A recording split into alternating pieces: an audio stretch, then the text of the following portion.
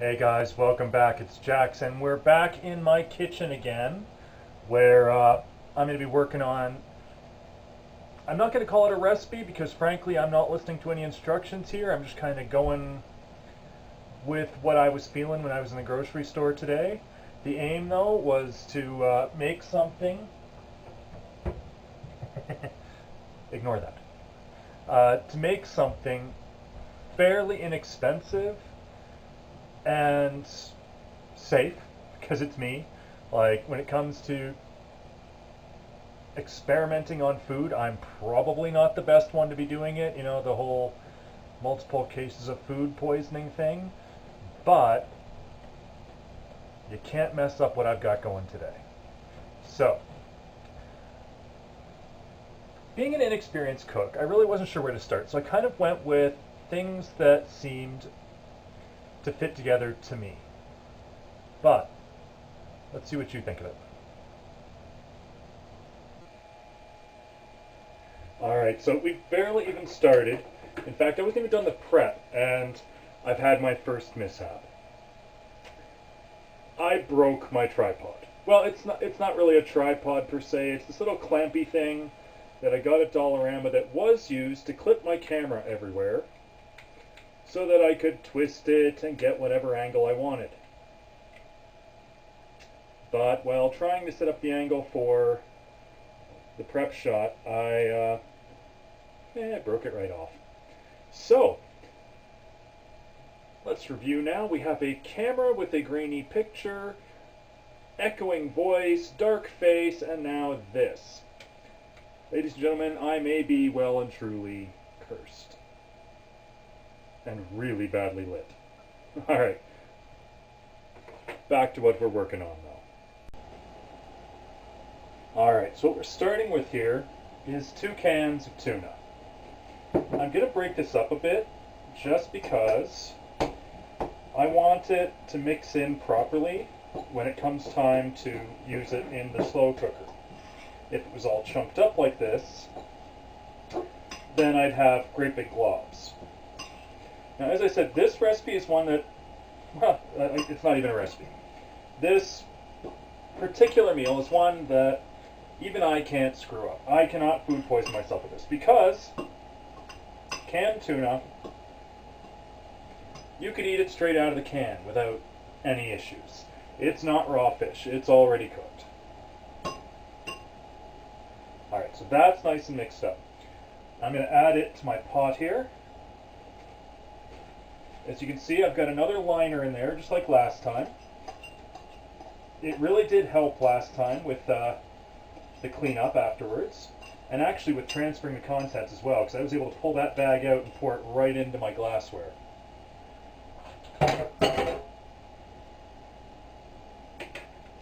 Our second ingredient is another thing that, frankly, is impossible to screw up, and that is, well, okay, I screwed up. It's an upside down can. A can of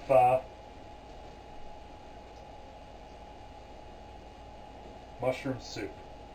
And we're actually going to make that 2 cans because I want to make this a big enough meal to last me for quite a few days. I want to be able to make several servings out of this.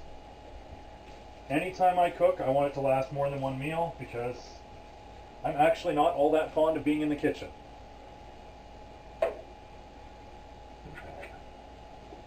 Mix that around a little bit.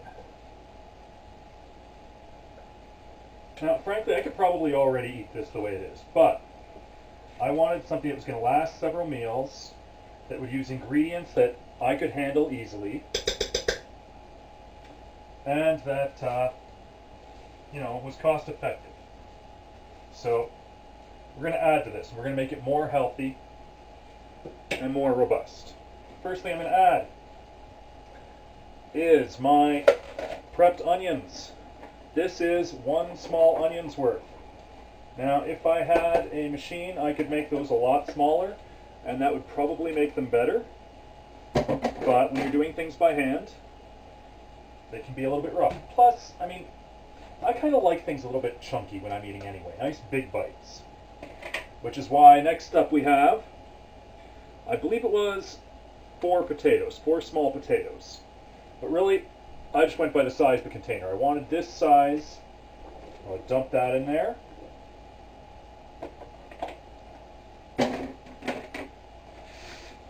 And our last vegetable, so this is actually pretty healthy. Here we got onions, we've got potatoes, and now we're going to add carrots, just as many carrots as we had potatoes. So there's actually more carrots and potatoes in here, actual fresh vegetables, than really anything else. The bulk of this is going to be made up of vegetables, which for me is, wow, almost unheard of. Yeah, that's something my family would not quite believe. Now, it's looking a little too thick to me. Like, this is basically just mulch. There's no, cooking this would not work very well. There needs to be more liquid component. So I'm going to add some water in here. And again, I don't have a recipe, so this is all going by personal estimation. And since I'm a very amateur cook, that may not be the way to go, but we'll see. Alright, so I'm going to add 2 cups of water here.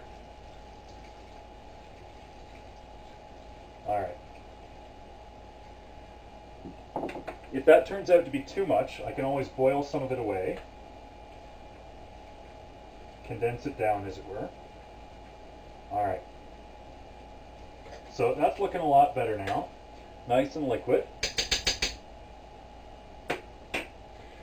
I'm going to add something else. I was trying to think of what kind of spices would go well with this, and honestly, all I could come up with is maybe garlic, but since I want to eat this at work maybe on a lunch break, I thought, you know, garlic would not be the healthiest thing to do, or the nicest thing to do to my coworkers.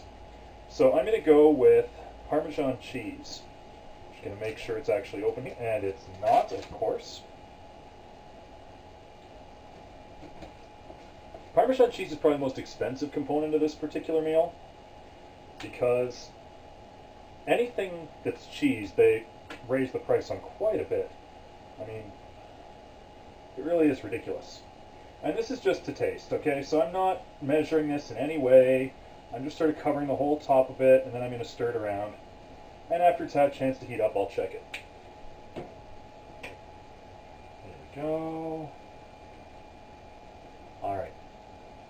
Now, there is another stage to this, but I need to cook what's here first. So, we're going to put the lid on. We're going to put it on. Let's go with high for now. And I'm going to come back in about an hour. See you then. Hi. Well, we're back. Okay, so it's been an hour. This thing has been sitting here, heating up.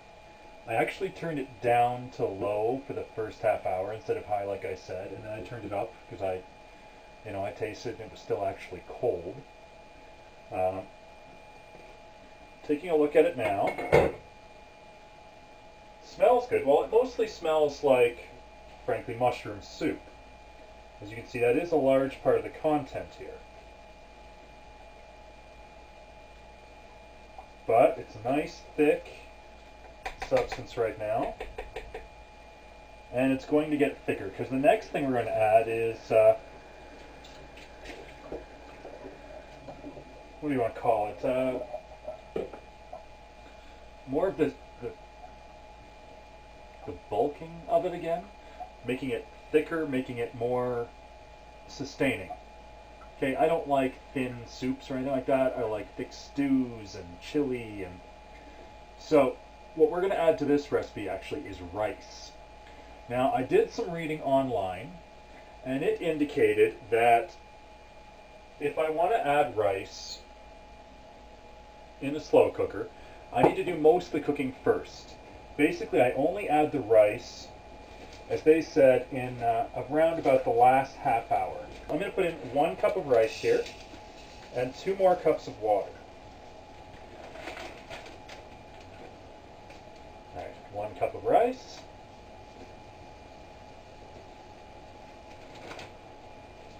And 2 more cups of water.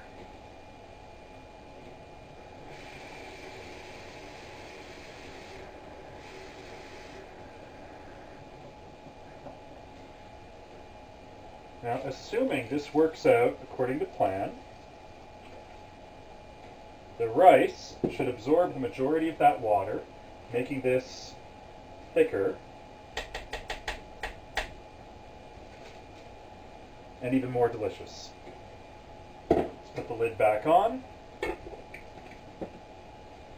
And I'm going to leave it on high for now, but I'm going to check back on it in 15 minutes and see if I want to turn it up again. Alright, I checked back after 15 minutes and it was going well. I didn't feel the need to turn it down at all. And now it's been a good half hour, which according to most of those sites I was looking at is about how long I need to cook this for. So I'm going to take a look. So in total, it's had a cooking time about an hour and a half. Half an hour was just for the rice. And you know what? That is looking really thin, and I'm actually not seeing any of the rice.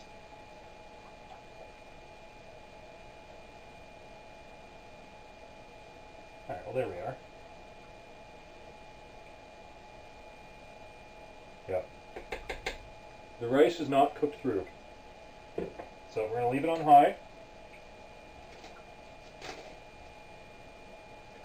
So, it's not ready yet. Uncooked rice does not taste great. We're going to let that have more time to absorb. I'm thinking another half hour at least. Check back with you then. Alright. This is taking a lot longer to cook than I thought. There is a lot more bulk to it. I know I'm using that word a lot. There's quite a bit of substance here. It's actually been over an hour since I put the rice in, well over an hour. And the last time I checked it, the rice still wasn't, it's not absorbing the water and growing the way it should, at least not yet. I'm going to check it again now and see how we're doing. I'm getting a bit concerned because essentially I've got to go to bed.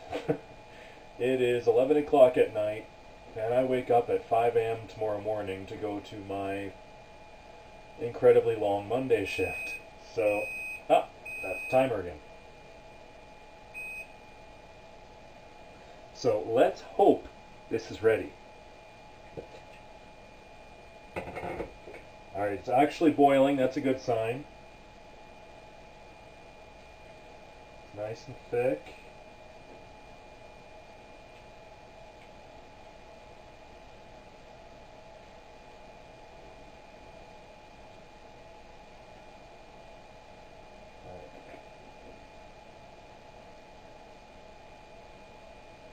There we go.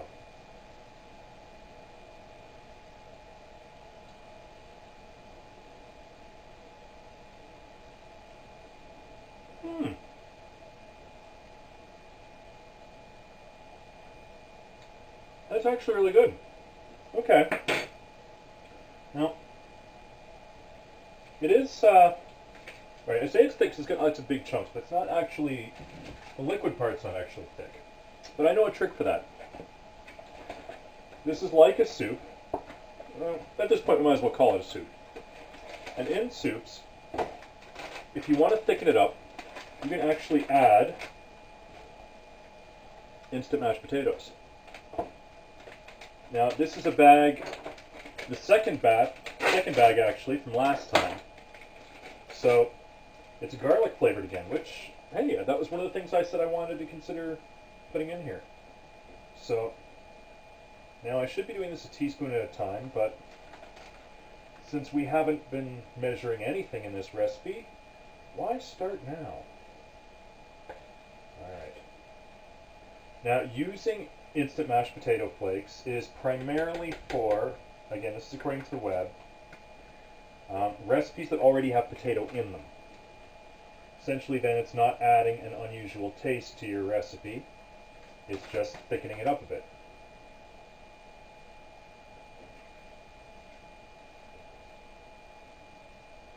And I can already tell this is getting thicker. Like, look at that. So I'm going to add some more of that.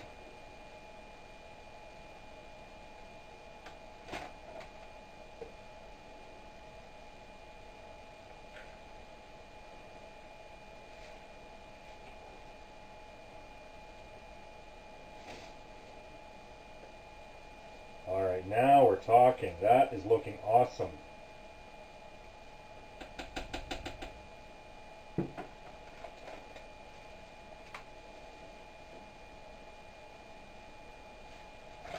This may be the starchiest meal ever created, though. I got so much potato in there. And now the potato flakes. Look at that. It's actually getting hard to stir. It's nice and heavy. Wow. Alright.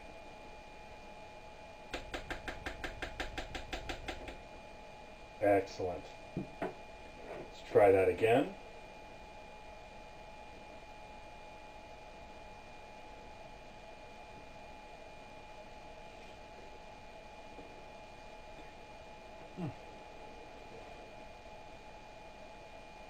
A little hot.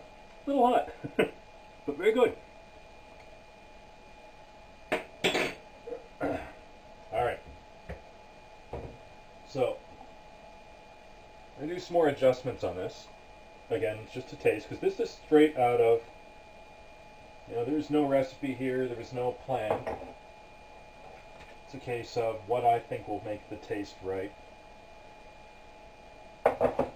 Which unfortunately is going to make it rather hard for anybody to try to copy me. But you don't really have to. It was all about sort of trying to explore different tastes that I thought would go well together. Essentially, this is what happens when a complete amateur gets creative. And I think it turned out rather well. So, I'm going to shut this down now. And I'm going to clean up. But there you have it. I have no idea what to call this recipe. Maybe you've got some ideas. That would be appreciated. If you like this video, please, once again, click on the big thumbs up for me and subscribe. Thanks for coming by.